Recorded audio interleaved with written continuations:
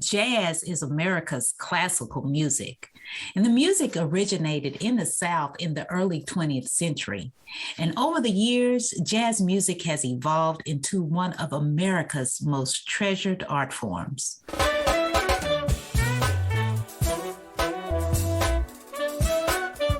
Welcome to the Empowerment Zone with Ramona Houston, where we zone in on Black and Brown relations and our journey to empowering our communities.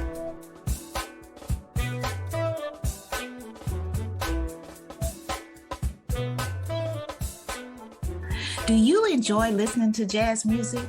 Do you want to learn more about the musicians who created it? If so, I am sure you will enjoy this interview. Join me as I talk with radio personality Lovell Hooks.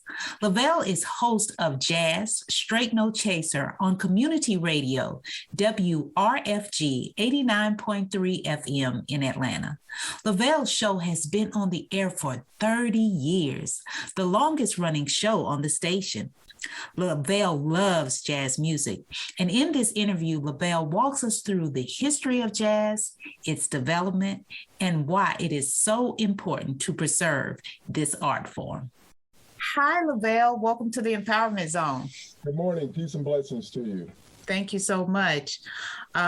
Looking forward to our conversation today. You're going to tell us all about jazz. I know you are one of the people who are experts in the jazz world, being that you are a radio show host and your show is Jazz Straight No Chaser. So I'm sure that you have a lot to share with our audience about the people whom I know you've interviewed quite a few people, the people and the music, and the impact the music is making and has made in our community, the nation, and the world. So before we get to that great conversation, because I can't wait to hear your concept on jazz, can you give our audience a little bit of background about you and your personal and professional background, as well as how did you end up developing a passion for jazz? Well, I'm going to go back to a period in time where I was a young spirit, and growing up, I'm originally from Denver, Colorado. I went to college at the University of Northern Colorado, where athletics was my ticket to higher education. I played basketball. I ran track. I got up to my university via a track scholarship, but I also played basketball and walked on the basketball team and had my scholarship switched after my first year and a half of college. And so that was my vehicle to get an education. As a young spirit of the 60s and 70s, in a Denver, Colorado, having parents that were laborers, there was no influencer or role model for me to look at to say, yeah, I want to go to college. Once again, with my parents being laborers and not have had that opportunity to have higher education, their struggle every day was putting food on the table, clothes on our backs. Mm-hmm.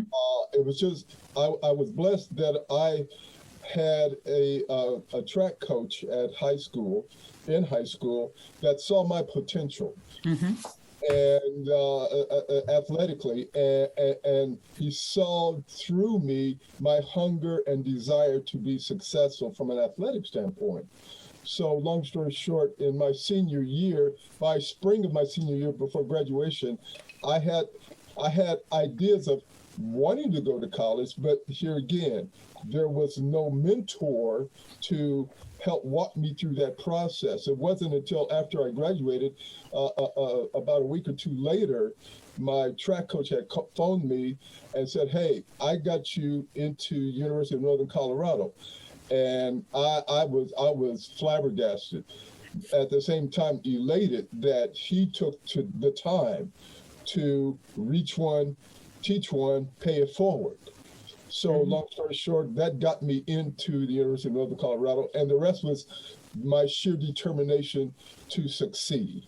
And that is, embracing college curriculum, college athletics, and it all fit together. I was truly blessed to be in the right place at the right time with someone taking it upon himself to see my potential, to reach out to me, to help mentor me into that avenue. Where does that have to do with the music? Well, as a child, an adolescent, my parents loved music. Music was always in our home. My dad and my uncle, I credit, my mom's brother, I credit with having that music around me, affecting my spirit. There were days when my uncle, who was a career Air Force guy, would come and visit us on leave. And the weekends would be filled with family and friends, music, and beverages and lies. on any given Friday or Saturday night. And on Sunday mornings, the radio would be turned on by my mom to gospel music. And I had two older half-sisters, and so they were part of pop culture. So I had an exposure to all genres of music: jazz, blues, gospel, and music of the day, or at that point in time, it was called pop music. So that stayed with me. And there was something about jazz music, or as I affectionately call it, African American classical music. Because later on in life, I realized this was classical music by African Americans in this space called the United States of America. And then further investigation after college, I was educating myself on how this music got started in the back alleyways of New Orleans. And from that experience spawned a bevy of musicians of that time, one obviously being Louis Armstrong. Now, Louis Armstrong has been credited with being the father of jazz music, but it goes before him. Buddy Bolden. Buddy Bolden was the first jazz musician to be recorded back when recording music was in its infancy from a technological standpoint. But the unfortunate piece of that was his music was recorded, but it was never materialized into what we knew then back as albums, 78 to be exact. And then it became 33 and the third. But Louis Armstrong was, if I could use the analogy, he was the Jackie Robinson of the art form. There were a plethora of musicians in New Orleans that were as good or even better than Louis Armstrong. It was just that he was picked, at that time when he left New Orleans and moved up to Chicago. And his exposure with his music to the crowds in Chicago then gave him more exposure to the nation and the world. So he, by default, was credited as being the father of the art form. But trust me, there were many great artists like him that never got their due. Yeah, he was more like an ambassador of jazz. Good word, absolutely. And he did it well. He did it well, despite some of the critics, both black and white, about his life and him being that ambassador. There, in some areas, there were some folk that didn't appreciate some of his mannerisms as he performed. They tried to pair it with buffoonery, when his eyes would get large when he would sing, and step and fetch an attitude. That was one side of the critics' table. The other side were folk that had a challenge with him being a dark-skinned African American. So even though he had his critics, he still persevered to put out some of the greatest recordings of that time, and even to this day. I play some of his music on my show simply because I don't want people to forget the contribution he made to this art form. Our jazz artists come and go, but there are some artists, and one has to understand this music is not that old. Yes. Relatively speaking to classical music out of Europe or what have you. When you look at first jazz recordings that took place in the early 1920s to the 30s, and you look to this present, the music really isn't that old, and it continues to evolve. And having said that, there are different styles of this art form based on just the time and place the music is being created and heard. Back in the 30s and 40s, it was big band. And the thought was people of the day who, when television wasn't invented and they only had radio, people socially would go to ballrooms to hear the big bands of the day. Armstrong and his Hot Five, or even in the 30s, 40s, when you talk about Duke Ellington, when you talk about Count Basie and these folks.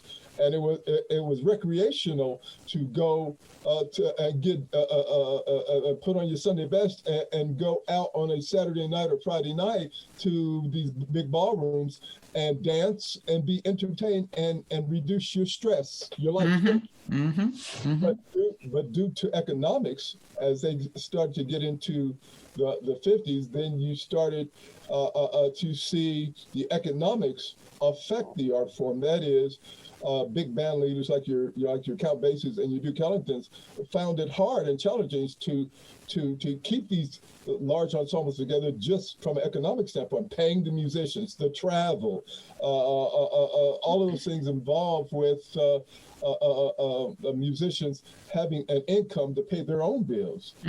So we saw the transformation then go to smaller combo settings.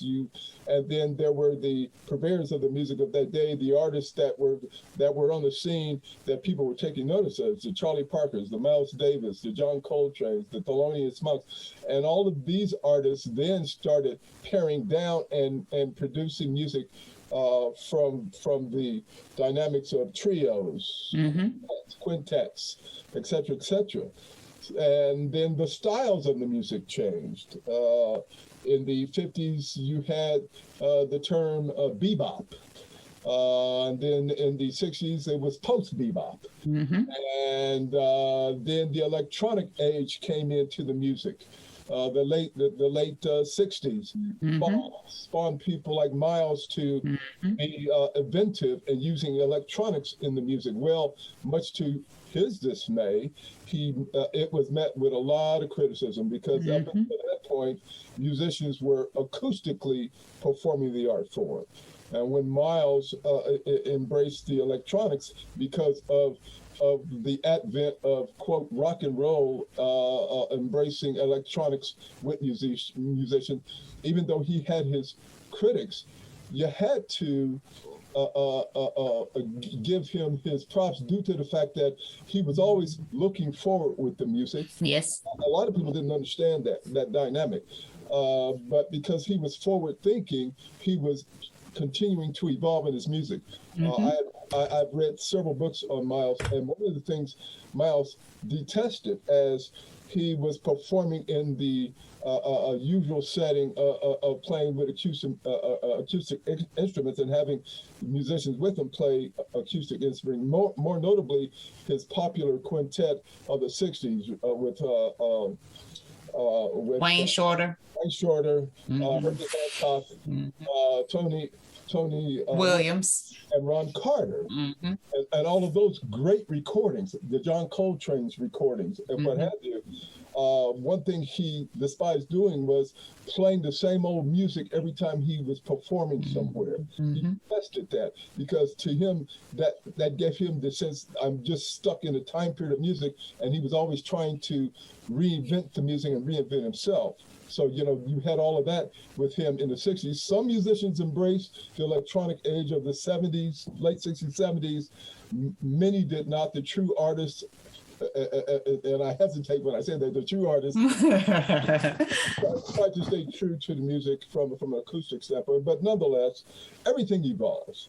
And I've tried to embrace that evolution and that forwardness, even with my show, from the standpoint, even though I always give credence to jazz artists of the day, but I always embrace what's happening now with young artists. What are they doing? What sounds are they hearing in terms of what they're playing?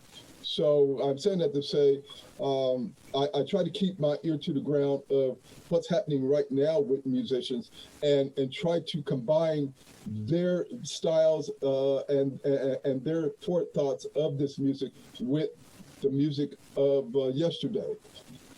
To me, go ahead. I'm sorry. So how did you, you talk about your evolution in terms of enjoying music from your childhood, and how did you, as a DJ, decide that you were going to focus on jazz music?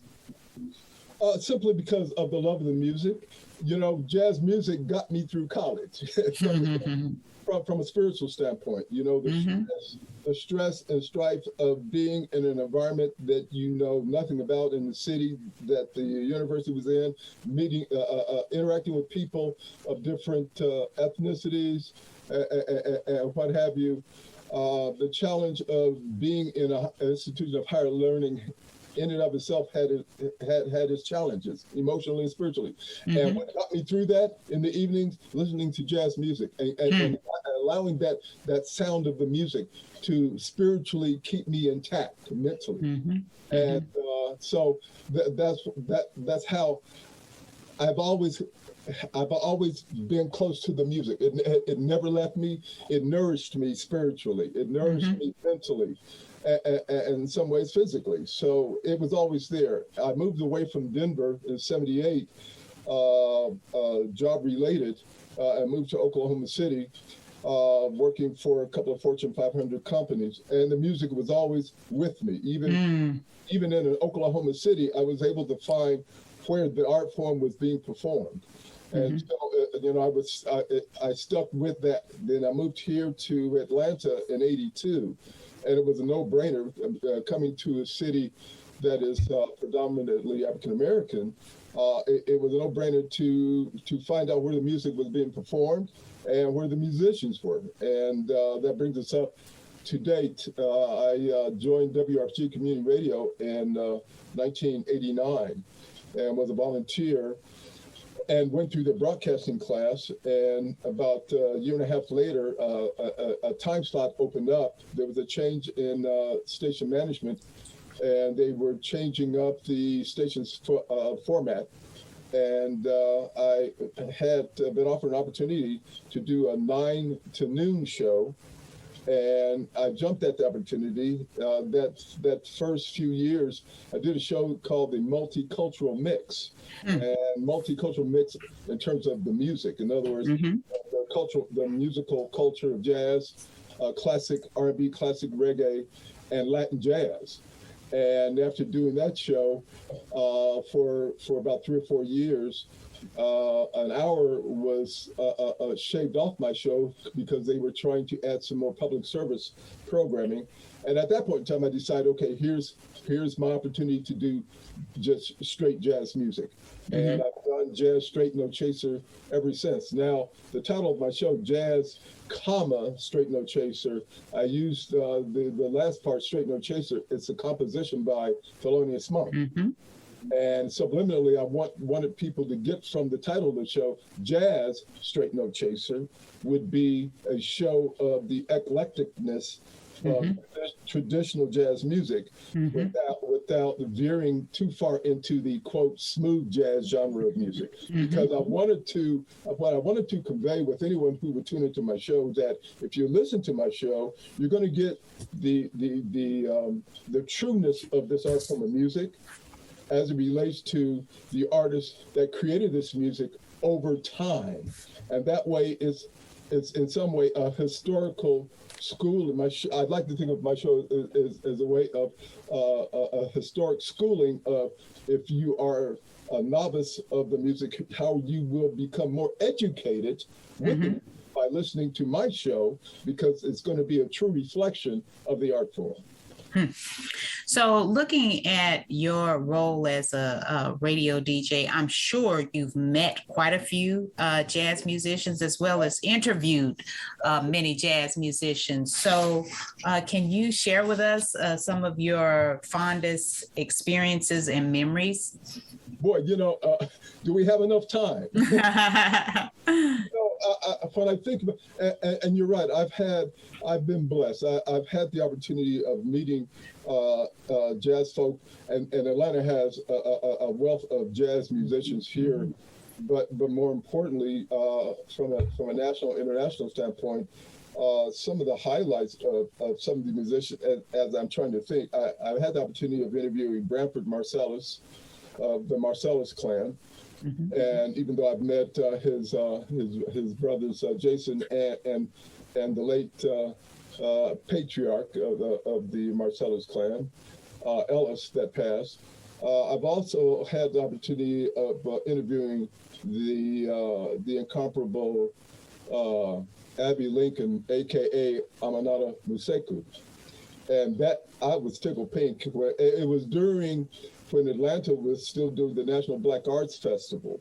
I had an opportunity to have a sit down with her and another person who was at the station at the time, so Clore. We did an interview with her, and that was something. Just to be in front of her spirit was incredible.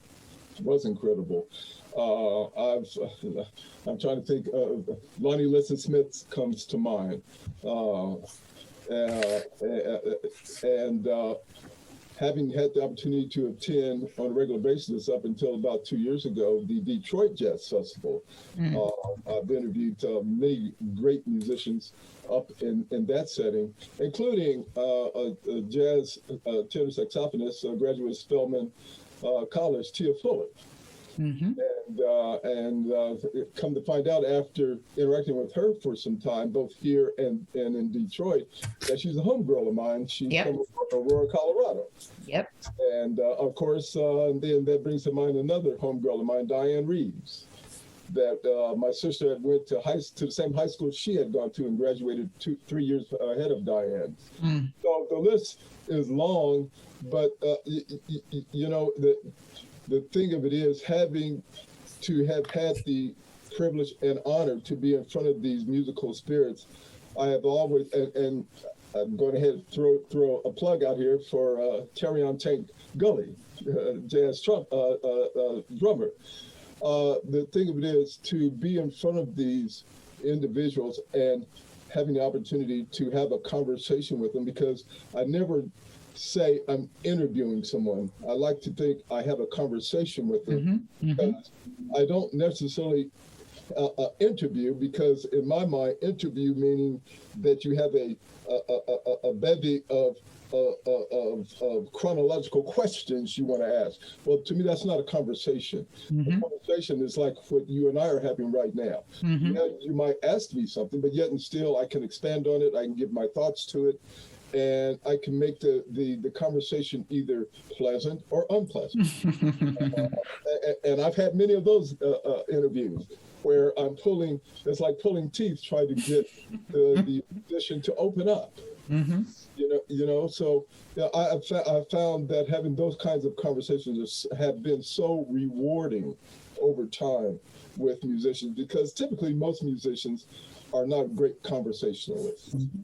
And you have to really find that hot button to get them to open up. So I hope I've answered that without being too verbose. No, I love the conversation. You talking about your personal development, it just shows how a lot of times educators are people we don't really acknowledge their impact on our lives, and for your track coach to make that kind of impact on your life, so that you had the opportunity to attend college is quite noteworthy. And then talking about, your whole concept of why jazz became such a love of your life. I'm sure it was quite a pleasure to interview many of the people that you interviewed, and you mentioned a few. I know Terrion used to play with Abbey Lincoln. That was his first gig when he went to New York. His first major gig was Abbey Lincoln. Right. And Dr. Lonnie Smith, I believe, just passed recently. Yeah. I was mentioning Lonnie Liston Smith. Okay. People like to confuse. I did. Yes. And I would have loved to have interviewed him before he transitioned. Mm-hmm. I was throwing Vanessa Rubin. I had the opportunity. She's a mine right now, and you were talking about my track coach. Here again, empowerment. She empowered me to go and ascend to successful heights as a college. And I take that pay it forward attitude, or have done that with my nieces and nephews. That's it. Yeah, to have the opportunity to share with them my experience of the college life and how it developed my spirit to the person I am today. And more notably, my daughter, who just graduated this past this past May from Oakland University up in Michigan.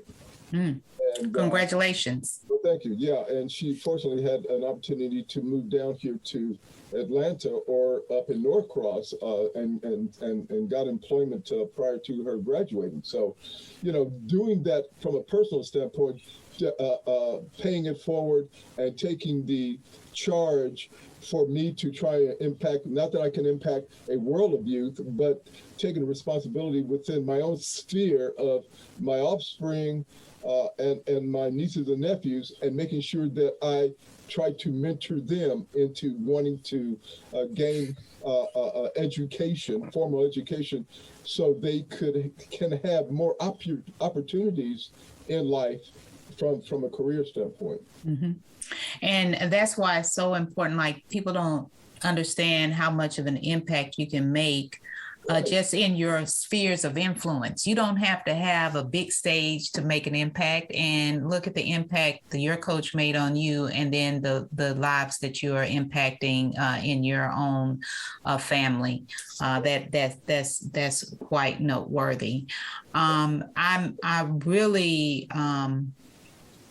I also want to talk to you about, you talk about all the experiences you've had in jazz music, being a radio host.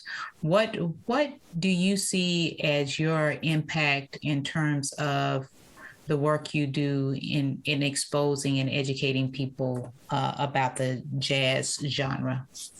Well, what I try, once again, I still consider myself a student of this art form. Some would say, well, you've been in it so long, you're expert, you're this, that, and I like to correct them and say, no, I'm still learning, because there are so many musicians out here. I have a friend who has exposed me to a couple of jazz musicians that I've never heard of. And so that's a blessing too. Even though I have knowledge, there's so much more knowledge for me to obtain. And I think that's the thing that keeps me motivated and keep me going with my show. I always try to make sure I put myself in the listener standpoint. If I was at home listening to me, what is it that I would like to hear? And having said that, oftentimes I expose people to artists and musicians they've never heard of, or the style of their music that they've never heard of, just to let them know that this is out here. The genre of the music has a lot of brevity, and there are a lot of musicians who hear things differently, not necessarily in a traditional sense, but hear music and hear sound differently. Some of it is quite unique. And so I want to make sure people get a flavor and a taste of that on my show, in addition to what they come to expect to hear on most Saturday mornings. Well, we really appreciate all the great work that you do in terms of educating listeners and exposing people to new expressions of jazz. Absolutely. Good word. Good word. Yeah. So, I will continue to do this until one day I'll wake up and say, okay, I'm through teaching. And I hope that doesn't come anytime soon. But, I look forward to the challenge of continuing to grow with the music, continuing to hear new voices of the music, to share with people who would wake up on any Saturday morning and listen to me from 9 to 11 a.m. in the morning, on Saturday morning. Well, thank you for all of that great work. Thank you. Thank you.